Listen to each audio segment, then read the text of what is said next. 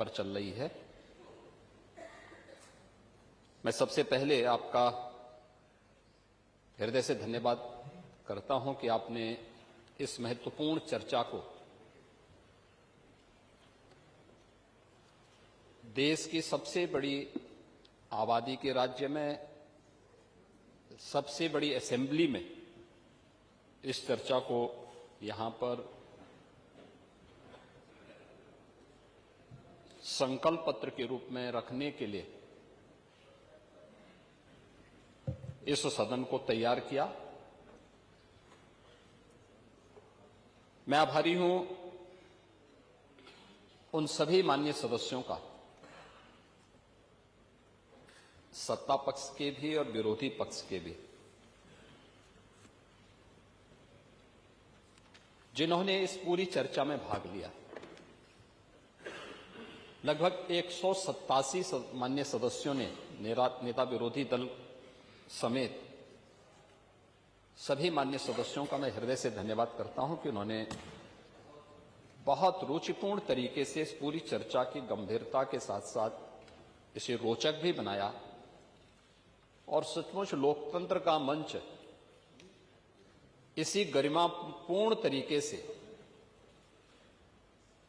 लोकतंत्र को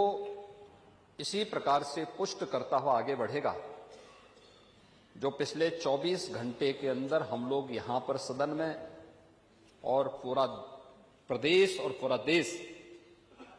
यहां पर उठे हुए मुद्दों की ओर बड़े ध्यान से देख रहा है और सुन रहा है। हो सकता है अपनी अपनी दृष्टि और अपने अपने दृष्टिकोण की बात होती है, लेकिन 187 माननीय सदस्यों का, और मैं मानता हूं कि ज्यादातर माननीय सदस्य इस पूरी चर्चा में अपने अभिभाषण को और अपने विजन को रखना चाहते थे, लेकिन समय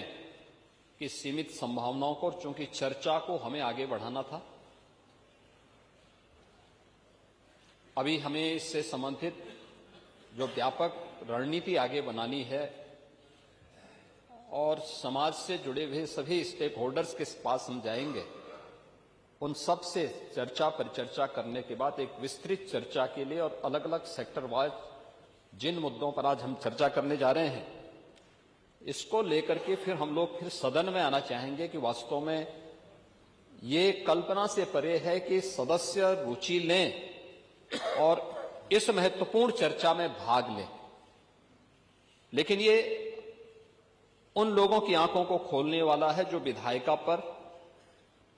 और सदस्यों के आचरण पर उंगली उठाते हैं कि नहीं, प्रदेश के लिए या देश के लिए जब भी आवश्यकता पड़ेगी हम सभी अपना योगदान देंगे। इस चर्चा ने पिछले 24 घंटे के अंदर ये साबित किया है, इसलिए मैं भाग लेने वाले और इसमें श्रोता के रूप में भी बने हुए सभी मान्य सदस्यों का और विशेष रूप से नेता विरोधी दल का हृदय से धन्यवाद करता हूं। महोदय, उत्तर प्रदेश की जब हम बात करते हैं तो उत्तर प्रदेश केवल देश की एक सबसे बड़ी आबादी का राज्य ही नहीं है, यह भारत की आध्यात्मिक और सांस्कृतिक विरासत का प्रतिनिधित्व करने वाली देश की एक प्रकार की ऊर्जा का केंद्र बिंदु भी है। भारत की ऊर्जा का केंद्र बिंदु है जो भारत की आध्यात्मिक और सांस्कृतिक नेतृत्व को अपने यहां से प्राचीन काल से ही देता रहा है। और इसीलिए जब ग्लोबल इन्वेस्टर समिट में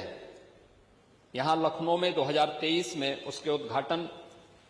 समारोह को संबोधित करते हुए आदरणीय प्रधानमंत्री जी ने जो बातें यहां पर कही थी, उन्होंने इस बात को कहा था कि आज उत्तर प्रदेश एक आशा है, एक उम्मीद बन चुका है। भारत अगर आज दुनिया के लिए एक ब्राइट स्पॉट है तो यूपी भारत की ग्रोथ को ड्राइव करने वाला एक अहम नेतृत्व भी दे रहा है। ये आदरणीय प्रधानमंत्री जी के विचार थे जो उत्तर प्रदेश ने इस दौरान अपनी एक व्यापक कार्य योजना को लेकर के अपने कार्यक्रमों को आगे बढ़ाने का काम किया। और ये हम सब का सौभाग्य है कि देश अपनी आजादी के अमृतकाल में कल देश का स्वतंत्रता के 78 वर्ष पूरे होने जा रहे हैं।